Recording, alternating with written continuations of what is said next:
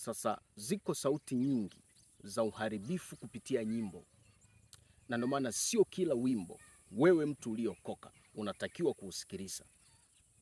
Ziko sauti nyingi sana hapa duniani ambazo sio zote wewe uliokoka unatakiwa kuzisikiliza. Kuna baadhi ya mabeats, kuna baadhi ya saundi ambazo wengi mmekuwa mkizitumia mnapokuwa kwenye maombi. Zinakuwa kwenye mfumo wa saundi, mna connect aidha kwenye simu ama kwenye redio ama kwenye speaker.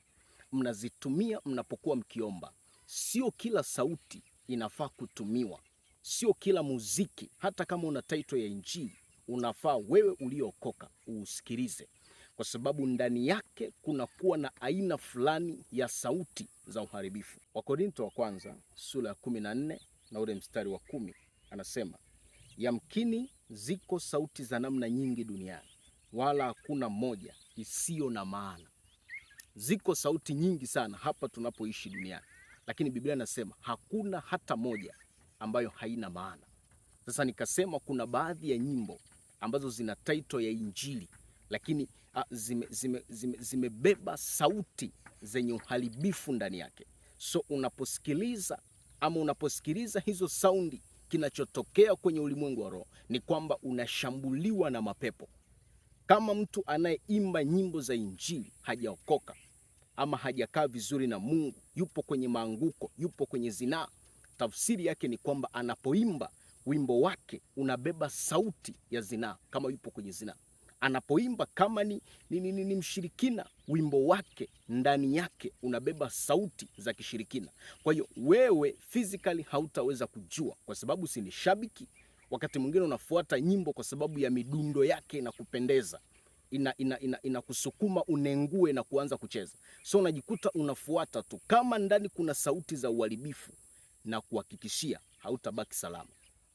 Na ndio maana kwa mtu aliyeokoka haishauriwi kabisa kusikiliza miziki ya kidunia, kusikiliza nyimbo za wasanii wa kidunia wanaoisifu dunia na vitu na watu waliomo kwenye dunia.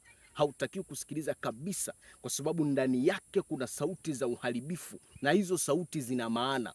Wewe unaweza ukasema eti inanifundisha, inanipa elimu, inanipa funzo fulani. Naenda nikwambie kwamba kwenye ulimwengu wa roho imebeba sauti za uharibifu, na hizo sauti zinakuwa na maana.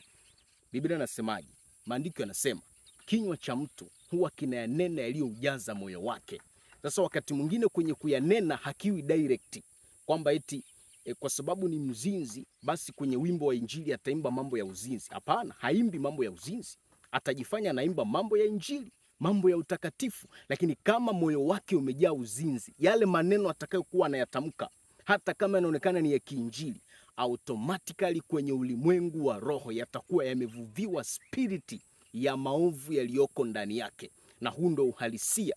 Na ndio maana wengi hamfanikiwi kiroho, makanisa mengi hayapigi hatua. Wakati mwingine ni kwa sababu ya sauti wanazopenda kuzisikiliza. Wakati mwingine kanaweza kuwa ni kabiti fulani ambacho wewe ukikisikiliza unaona ni kama kinakufanya uzame zaidi rohoni. Kina sauti imechongwa, imepea sana juu, kiasi ya kwamba ukikasikiliza unahisi ni kama roho inataka kuchomoka uende rohoni zaidi. Kumbe kana uvuvio wa kishetani. Uwe makini sana. Wengine kwenye sifa, wengine kwenye kuabudu, muwe makini sana. Kuna tumabiti fulani ambacho kina saundi za uharibifu ndani yake, kina kuungamanisha na mapepo pasipo kujua. Na ndio maana wengi wanaolipuka kunena wakati wa maombi na kuabudu na vitu kama hivyo, wengine sio kwa sababu ya Roho Mtakatifu, wengine sio kwa sababu ya Roho Mtakatifu, ni kwa sababu vile visaundi vile kuna namna fulani vinawapeleka kwenye ulimwengu mwingine. Wanaanza kuona maruerue, wanajikuta wanazungumza vitu ambavyo havipo. Kwa hiyo kwa kadiri kale kabiti kanavyopanda, kale kasaundi kanavyoongezeka, ndivyo roho yake inavyosafiri na kale kasaundi rohoni na kupelekwa kwenye ulimwengu mwingine. Zimebeba uharibifu mkubwa unaokwenda kuharibu roho zao na kuwafarakanisha na Mungu wao. Imekuwa ni jambo la kushangaza kwamba anaposimama mtu na kukemea waimbaji na watumishi ambao hawajamaanisha katika kumtafuta na kumtumikia Mungu, kwa sababu wakati mwingine kuna mahubiri ambayo ndani yake yamebeba sauti za uharibifu.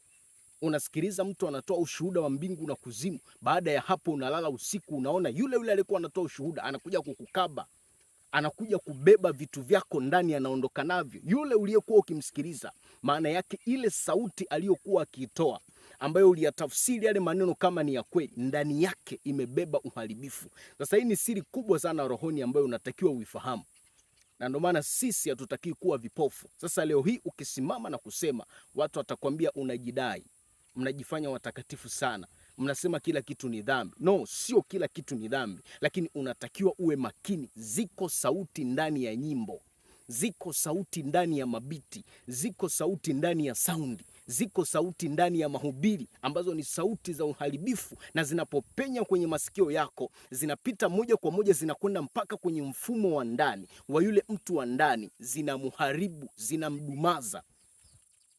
Unatakiwa kuwa makini sana. Na kwenye hilo swala la miziki ya kidunia halina mjadala. Wewe uliokoka hutakiwi kusikiliza kwa namna yoyote, hata kama unajidai na ujinga wako kwamba eti zinakufundisha, hutakiwi. Na ndio maana ikitokea mwimbaji wa injili akaenda kukopi mfumo wa kidunia akauleta kuutumia makanisani, ama piano zinatumika leo makanisani, singeli zinatumika leo makanisani, rap zinatumika leo makanisani, segele zinatumika leo makanisani, pamoja na makorokoro mengine ambayo chimbuko lake ni dunia. Na wengine wameenda mbali, wanaimba wakiwa katika hali ya asili, yani kama wale waabudu mizimu wale, wanajipakapaka madudo, wanavaa mavibwebwe, matumbo yako wazi, eti wanamuimbia Mungu katika namna ya asili. Ndani kwambie, zile nyimbo ndani yake zina sauti za uharibifu, ambapo zitakapopenya kwenye masikio yako zitaingia kwenye mfumo wa ndani na kuuharibu kabisa, na zitaugombanisha uhusiano wako na Mungu, na kwa sababu hiyo hautakuwa salama. Kwa hiyo hatutaacha kusimama kwenye nafasi zetu kuonya. Kuna wengine wameunganishwa kwenye uchawi kupitia hizo saundi, kupitia hizo nyimbo zinazoitwa za Injili. Kuna wengine wameungamanishwa na madhabahu za ngono, madhabahu za zinaa na uasherati kupitia hizo nyimbo, kupitia hizo saundi, kupitia hayo mabiti. Kuna wengine wameunganishwa mpaka na Freemasons kupitia hayo mahubiri. Wengine malango yao ya ndoto yameunganishwa na kuzimu kupitia hayo mahubiri. Zinapoingia kwenye mtu wa ndani, zinakwenda kumuathiri na kusababisha uharibifu usiokuwa wa kawaida. Kwa hiyo uwe makini sana na saundi ambazo unasikia, nyimbo ambazo unasikia. Usipokuwa makini, zitaharibu uhusiano wako na Mungu na zitakupeleka kuzimu. This is your prophet Justin. Shalom.